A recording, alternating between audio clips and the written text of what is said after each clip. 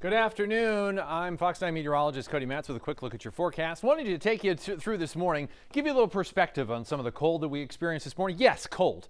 Yes, in some cases dangerously cold. We had wind chill advisories, wind chill warnings. Frostbite times were as little as 15 minutes in some cases.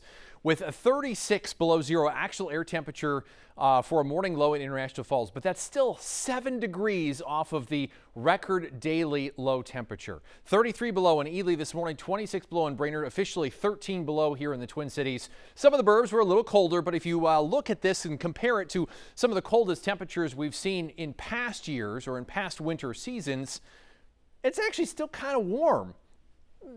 Relatively speaking. Last season, our coldest actual air temperature, minus 17. The year before that, minus 19. Now, we did have a minus 12 the year before that, a minus 28. There's a minus 16 and a minus 20, all within the last 7 or 8 years. In fact, we average coldest temperature each season at MSP Airport, minus 18. Still 5 degrees colder than where we were just this morning. So, yes, it was cold, but not particularly unusual considering this is Minnesota and it's some of the coldest times of the year, generally speaking, that January, early February timeframe. Now, high pressure built its way in. That's a surface area of high pressure, which is why there are some clouds out there, about 10, 11, 12,000 feet above our heads, fairly thin, but still kind of leading to a gray afternoon. That's with mid-level warm air out ahead of our surface warm front that will be pressing its way in as we head through your Friday night into your Saturday. That's what's going to bump temperatures up as we move forward.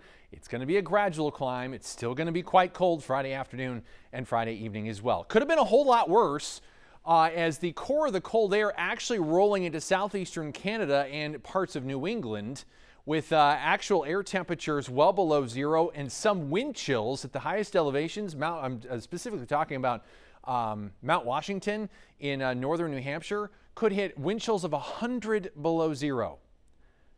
No, thank you. That makes these numbers not sound so bad, right?